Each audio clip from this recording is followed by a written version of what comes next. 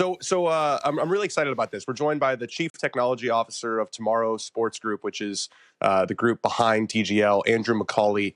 I was doing a little bit of research into your background. Before this, you had a similar position at Topgolf. So this, and I've talked a lot about this. This league is basically like a tech nerd's dream. Tell me about being approached and where do you even start? Because there are so many cameras, so many launch monitors. What's that first meeting look like? Yeah, I mean, it was sort of an off-the-record secret project going on 2.5, 3 years ago. And, they were struggling, I think, to figure out exactly how to create the vision and make this massive, supersized version of indoor golf. And they gave me a call and I had a couple of ideas about how it could work. So it just sort of started from there and lots of different testing. And in fact, we went to Sweden, where Top Tracer is based, and took over a local indoor driving range in like 10 days and turned it into a really basic prototype so you could actually see it and feel it. And that was it. Once everybody saw that, they were like, right, that's the beginning. And now we had to just make it actually work at a industrial scale.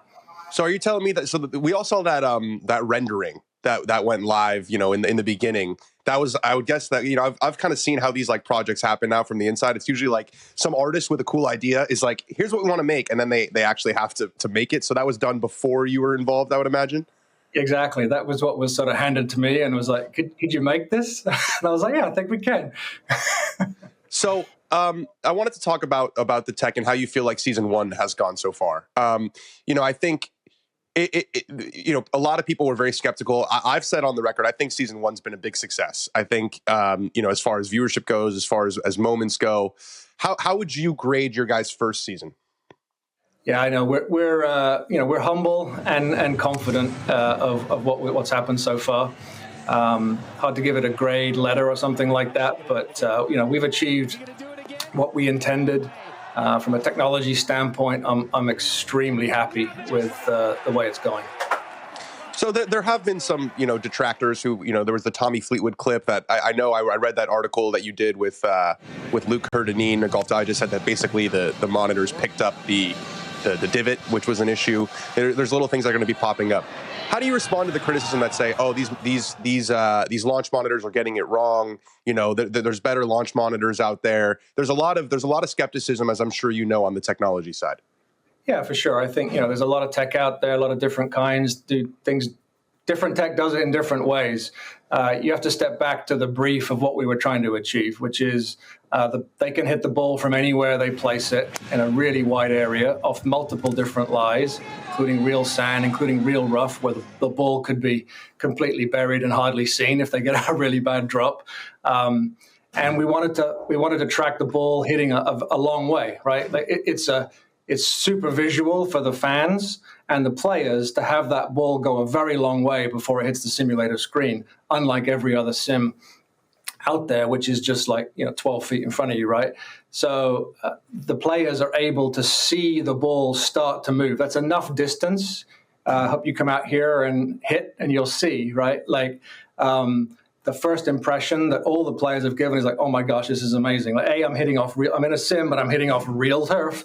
Hence the divot flying, and I get to see the ball start to go up, to go down, to curve left, to curve right, and then the extension of that in the simulated world is literally that. So you can see how accurate it is because you see the ball going. So it's not theory. It's not like a moment of impact data then extrapolated to something. It's literally we're watching that ball fly through the air 35 yards.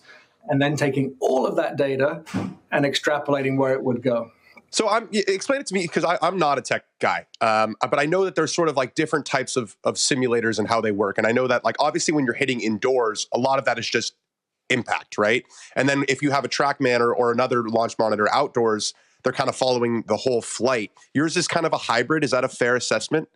Yeah, exactly, right. This is outdoor tracking technology that's been modified. So it doesn't see all of the big flight. It sees a lot of it and then extrapolates from there. So you got it right. So as far as what you guys can, I'm sure, it was a rush and probably a mad dash to get this thing ready for the first season. you're going to have an off season, right? I mean, are you already thinking about changes? Is there a potential, because I know that the green moves, it kind of rotates this way. Is there potential for the green to move where there's kind of that famous slope that has been involved in every green? Is there potential for different slopes? Like, what are you guys looking forward to in season 2? Yeah, there's the season 2 list started about a year ago when I had to call time on all new ideas. We just needed to get season 1 out, and I think that paid off because everything works really, really well. But yes, there's a long season 2 list. The green has caused lots of discussion, which is great. That's what we want. We want people talking about what's going on. It does rotate. It's a 3-tiered green, and on each of those tiers, there's a product from Full Swing called Virtual Green underneath there, which is almost 600 hydraulic jacks that move the surface up and down. So it's hard to see on TV, but it could change a putt to be 2 cups right to 2 cups left if they happen to get the same position on a different hole. So we've got a lot of variability in there. And then I think we'll take a look at how everything went in season 1, probably throw out half the list we thought we were going to do for season 2 and replace it with items that we've learned by being actually through season 1. I've noticed, and I want to preface this by saying professional golfers are really, really good at blaming someone other than themselves for bad shots. Like when you're out there on tour, it's like the caddy or the wind. When you see guys hit a shot and they give kind of this look, is that just professional golfers being professional golfers? I know. I think they're just sort of looking at it. I'm really confident in the technology. Again, the divot was an interesting outlier, but everything else, I'm there. I watch every shot live. I'm looking at the data. I'm verifying it, that everything system was tracking it correctly. It is. We move on. But, that's what we want. We want to simulate as close to the real world outdoors as these players are used to. So the fact that something goes slightly different than perhaps they thought it would, I think that's great. Right. So Tiger really did hit it over the green with that wedge. He really did. I've heard rumblings, and I have been in there, and I've hit balls, and it's amazing, and it's so much fun. And when you see it on TV, everyone's going to be like a stickler on because it's a comment. But going in there is incredibly fun.